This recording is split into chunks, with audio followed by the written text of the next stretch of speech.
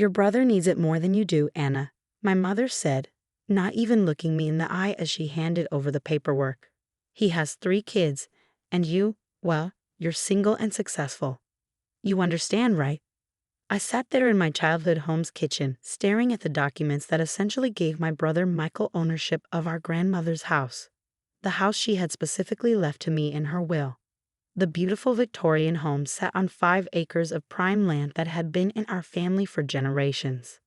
Mom, Grandma left that house to me for a reason, I said, keeping my voice steady despite the anger bubbling inside. She knew. Oh, don't start with that, my father interrupted, walking in with his reading glasses perched on his nose. Your grandmother wasn't thinking clearly in her final years. Michael needs this house. His kids need a yard to play in, room to grow. What would you do with it? Live there alone. I thought about telling them right then, about how Grandma and I had carefully planned everything before she passed.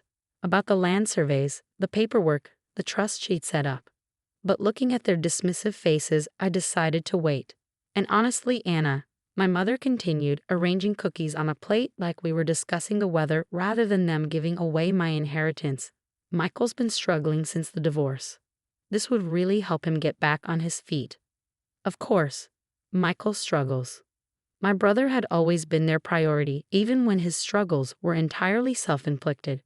The divorce happened because he cheated on his wife with her yoga instructor. His financial problems came from gambling and failed get-rich-quick schemes. But somehow, I was always expected to understand, to step aside, to give up what was mine for the sake of poor, struggling Michael. Have you already given him the keys? I asked, watching my mother's face carefully. She had the grace to look slightly embarrassed. He moved in yesterday. We didn't want to bother you at work with all the details. Of course they didn't. They never bothered me with details when they were making decisions about my life. I stood up, smoothing down my skirt. Well, I hope you're prepared for what comes next, I said calmly. My father's head snapped up. Is that a threat? I smiled, picking up my purse. No, Dad, just an observation. I have to go. I have a meeting with my lawyer this afternoon. Your lawyer? My mother's voice rose slightly. Anna, don't be difficult. This is about family. Yes, I agreed. It is about family. Specifically, about how Grandma trusted me to handle hers. I left them standing in the kitchen, my mother still clutching her plate of cookies, my father's face turning that familiar shade of red that appeared whenever someone challenged his authority. Driving to my lawyer's office, I thought about the last conversation I had with Grandma 6 months ago. She was sharp as ever, sitting in her favorite armchair, going over the paperwork with me. They'll try to change it, she had said, her blue eyes clear and knowing. Your parents always favored Michael, even when it wasn't in his best interest. That's why I'm leaving you the house, Anna. You're the only one who understands what needs to be done with the land. She was right, as usual. What my parents didn't know, what Michael certainly didn't know, was that the house sat on land that I already owned. Grandma had transferred the land to me 3 years ago, keeping only the house in her name. She knew about the development plans for the area, about how the land would be crucial for the nature preserve we'd been planning together. My lawyer, Mr. Patterson, was waiting for me when I arrived. I assumed they made their move. He asked, gesturing for me to sit. I handed him the paperwork my mother had given me. They gave him the house. Moved him in yesterday. He reviewed the documents, his eyebrows rising. Without consulting the executor of the estate. That's bold. They never were good at reading the fine print, I said, pulling out my own file. The real property documents, the land ownership records, and most importantly, the conservation easement Grandma and I had put in place before her death. Shall we proceed as planned? Mr. Patterson asked, a slight smile playing at his lips. I nodded, thinking of Michael probably already planning to modernize Grandma's beautiful old house, unaware that he was about to learn a serious lesson about making assumptions. Yes, I said firmly. It's time they learned that some things are bigger than their family politics. Grandma had a vision for this land, and I intend to honor it. Mr. Patterson began preparing the notices as I looked out his office window, imagining the nature preserve that would soon protect those 5 acres for generations to come. Michael could keep the house. But he was about to discover that owning a house doesn't mean you control what happens to the land it sits on. The next morning Michael called. I watched my phone buzz 6 times before finally answering. What the hell is this notice? He demanded, his voice cracking with anger. Some lawyer saying I need permission to make any changes to the property, that I can't build the pool the kids want. I settled into my office chair, enjoying the view of the city skyline. That would be the conservation easement notice. The land the house sits on is protected now. No new construction, no major landscaping changes. It's going to be part of the Valley Grove Nature Preserve. But the house is mine. Mom and Dad gave it to me. He sounded like a petulant child. The house, yes. But the land? That's been mine for 3 years. Grandma transferred it to me long before she passed. You can live in the house, Michael, but you'll have to follow the preservation guidelines. There was a long pause, then the sound of him sputtering. You can't do this. I already promised the kids a pool, and I was going to build a game room extension. Should have checked the property records before making promises, I replied calmly. The conservation easement is legally binding. Any construction would violate state environmental protection laws. My office door opened and my assistant gestured that my next meeting was waiting. Look, Michael, I have to go. The Preservation Society will send someone by next week to mark the protected areas. Try not to disturb any of the old-growth trees.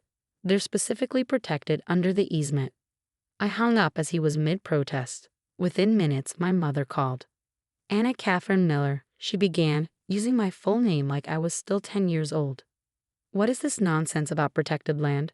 Your brother is devastated. It's not nonsense, Mom. It's a legally binding conservation easement. Grandma and I set it up together. The land will be preserved as a natural habitat, protecting the watershed and local wildlife. But what about the children? She demanded. They need space to play. They have space. They just can't build on it or destroy the natural environment. The Preservation Society runs excellent educational programs. The kids might actually learn something about ecology. My father's voice came on the line. Now listen here, young lady. We can fight this in court. You're just being spiteful because. Because what, Dad? Because you gave away my inheritance without consulting me? Because you've always favored Michael? Or because you never bothered to understand at Grandma and I shared the same values about preserving our family's legacy? Legacy, he scoffed. It's just land. No, it's not just land. It's habitat for endangered species. It's part of a crucial watershed. It's one of the last undeveloped parcels in the valley. Grandma understood that. It's why she trusted me with it. I could hear them arguing in the background, probably passing the phone back and forth. Finally, my mother came back on. We're coming over to discuss this, she announced. I'm at work, Mom. And there's nothing to discuss. The easement is filed with the state. It's permanent. But I have a meeting. Give my nieces and nephew my love. Maybe suggest they join the Junior Naturalist program. The Preservation Society offers scholarships. I ended the call and took a deep breath. My assistant poked her head in. Your parents still processing the news? She asked with a knowing smile. You could say that. Is the Preservation Society representative here? She nodded. With all the preliminary surveys, should I send them in? I stood up, straightening my jacket. Yes. Time to start planning the nature preserve Grandma always dreamed of. As I walked into the conference room, I thought about Grandma's words from our last conversation. The land remembers, Anna, she'd said, looking out over the meadow behind her house. It remembers every promise we make to it. Make sure you keep ours. The Preservation Society team spread out their maps and surveys, pointing out the rare species habitats, the watershed areas, the historic trees.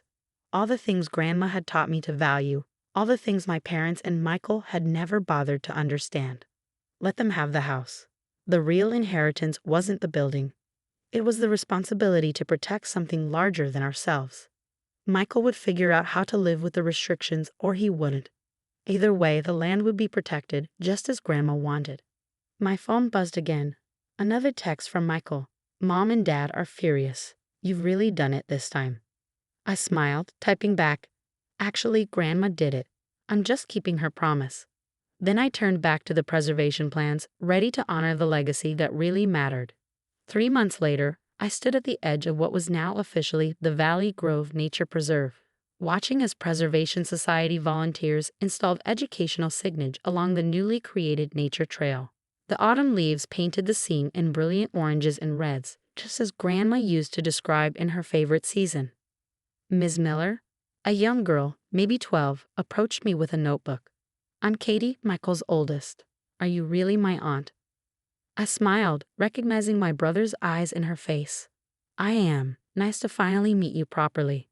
Dad's been really mad, she said frankly, but I kind of love what you're doing here. We saw a family of deer yesterday morning, right behind the house. And my science teacher says this is one of the most important wildlife corridors in the valley.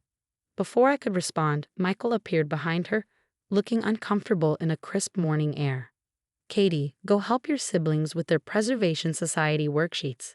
As she ran off, Michael cleared his throat. The kids joined that junior naturalist program you mentioned. They're actually pretty excited about it. I nodded, waiting. Michael had barely spoken to me since the easement notice, and our parents had resorted to cold silence at family gatherings. Listen, he continued, scuffing his shoe against the ground like he used to do when we were kids, and he had to apologize. I've been thinking about what Grandma used to say about this place, about how she could name every tree, every bird that nested here. She loved this land, I said quietly. She wanted to make sure it stayed the way she remembered it. Yeah, well, he looked around at the preservation team working nearby. The kids keep telling me facts about the ecosystem here. Did you know there's an endangered butterfly species that only lives in this valley? The silver-spotted azure. I smiled. Grandma used to point out their chrysalises on the old oak trees. Michael was quiet for a moment. Mom and Dad still don't get it. They keep talking about lawyers, about fighting the easement. But watching the kids get so excited about nature, about conservation, maybe you and Grandma were right. It wasn't quite an apology, but from Michael, it was something close. The house is still yours, I reminded him. You can make it a home.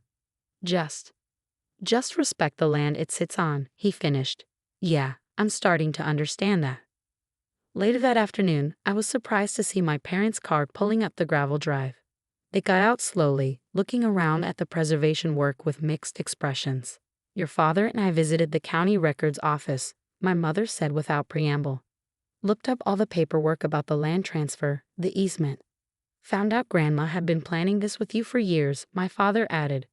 All those times you visited her, when we thought you were just keeping her company.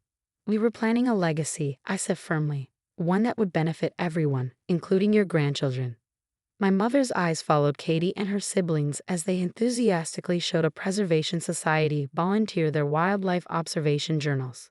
They do seem rather invested in all this, she admitted reluctantly. Michael mentioned they're learning about ecosystem preservation in school, my father added. His youngest did a whole presentation about water protection.